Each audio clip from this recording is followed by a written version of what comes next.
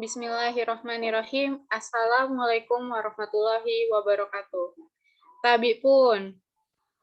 Waalaikumsalam warahmatullahi wabarakatuh. Iya pun. Yang terhormat Ibu Dr. Loliahna MPD selaku dosen pengampu mata kuliah pendidikan agama Islam, serta rekan-rekan mahasiswa yang saya banggakan. Alhamdulillah, puji syukur kehadiran Allah Subhanahu wa Ta'ala yang telah memberikan kita nikmat umur, nikmat iman, serta nikmat kesempatan sehingga kita bisa mengikuti perkuliahan online di masa pandemi ini. Serta sholawat, serta salam kita hadiahkan kepada Nabi besar Muhammad SAW. Mudah-mudahan dengan seringnya kita bersolawat, kita bisa mendapatkan syafaatnya di yaumil akhir nanti. Baiklah, pada kesempatan kali ini, kami dari kelompok 7 ingin mempresentasikan hasil kerja kelompok kami yang berjudul Syariah.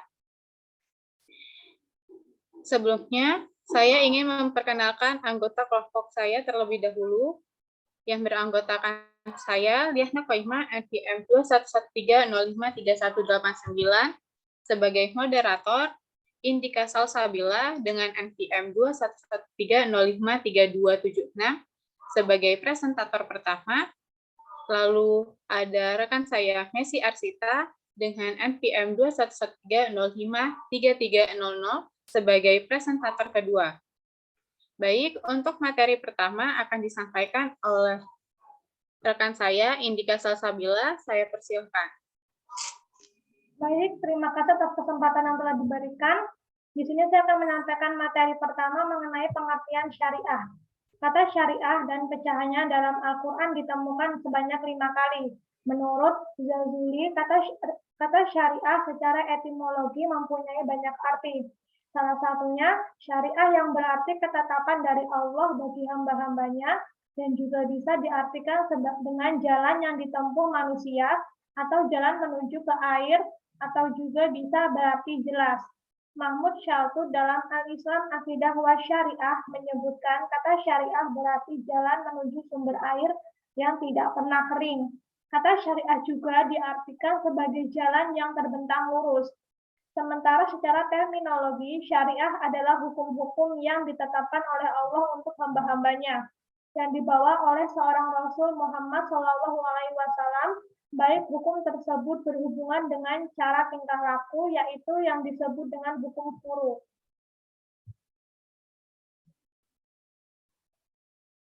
Kemudian syariah menurut pengertian terbagi menjadi dua, yaitu satu syariah lughat, yang kedua syariah istilah.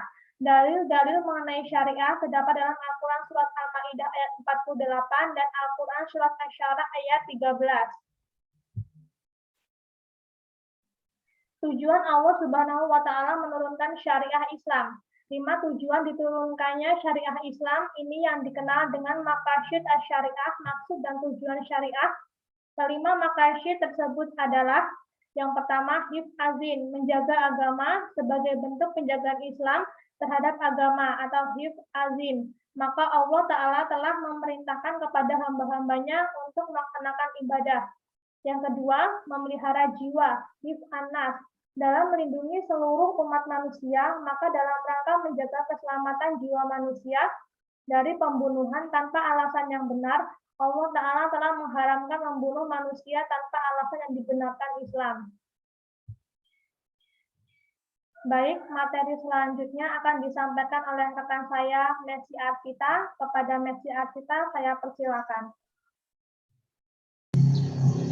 Baik, terima kasih kepada Saudara Indika. Untuk materi yang selanjutnya yaitu ketiga, menjaga akal hifz al-akal. Syariat Islam melarang khamar atau minuman keras, narkoba, apa saja yang dapat merusak akal. Yang keempat, menjaga keturunan atau hifz an-nafs. Untuk dapat syariat Islam menganjurkan umatnya untuk menikah.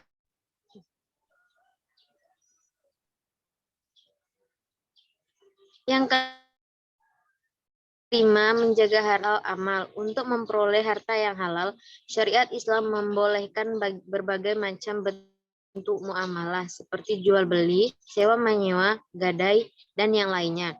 Untuk menjaganya, syariat Islam mengharamkan memakan harta manusia dengan jalan yang batil, seperti mencuri, riba, menipu, mengurangi timbangan, korupsi, dan lain-lain.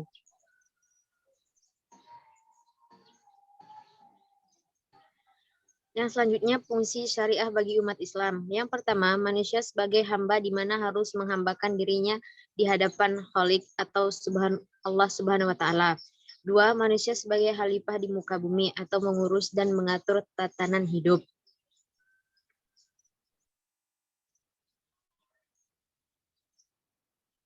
Prinsip-prinsip yang ada dalam syariah Islam. 1. Tidak mempersulit atau adam al-haraj.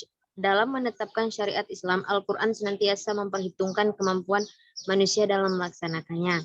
Baik, untuk materi selanjutnya akan disampaikan oleh Saudara Liana Koimah. Kepada Saudara Liana Koimah, saya persilahkan. Baik, terima kasih rekan saya Messi. Materi selanjutnya akan saya lanjutkan, yaitu tentang prinsip-prinsip yang ada di dalam syariah Islam. Yang pertama, tidak mempersulit. Adam al-Haraj, dalam menetapkan syariat Islam, Al-Quran senantiasa memperhitungkan kemampuan manusia dalam melaksanakannya. 2. Mengurangi beban atau taklif al-taklif. Prinsip kedua ini merupakan langkah preventif atau penanggulangan terhadap mukallaf dari pengurangan atau penambahan dalam kewajiban agama. Al-Quran tidak memberikan hukum kepada mukallaf agar ia menambahi atau menguranginya, meskipun hal itu mungkin dianggap wajar menurut kacamata sosial.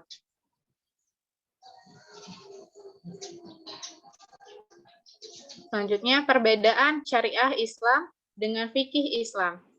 Yang pertama, ketentuan syariah terdapat dalam Al-Quran dan kitab-kitab hadis.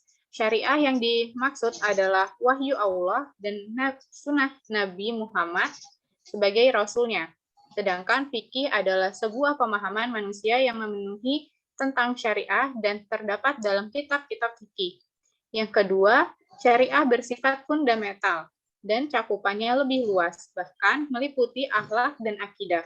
Sedangkan fikih bersifat instrumental dan cakupannya terbatas pada hukum yang mengatur perbuatan manusia. Yang ketiga, syariat adalah ketetapan Allah dan ketentuan Rasul-Nya, sehingga berlaku abadi, sementara fikih merupakan karya manusia yang sangat dimungkinkan mengalami perkembangan zaman.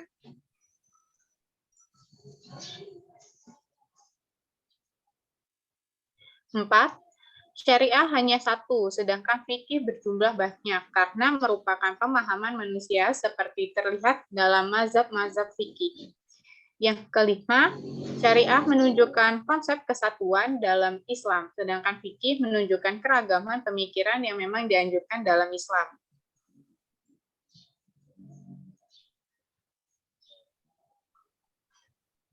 Baiklah, demikianlah kegiatan presentasi dari kelompok kami. Saya selaku moderator meminta maaf atas segala kesalahan dan kepada Allah saya mohon ampun. Saya tutup kegiatan presentasi hari ini dengan mengucapkan hamdalah. Alhamdulillahirabbil alamin. Di masa pandemi. Alhamdulillah. Baik. Demikianlah presentasi ini saya akhiri. Wassalamualaikum warahmatullahi wabarakatuh.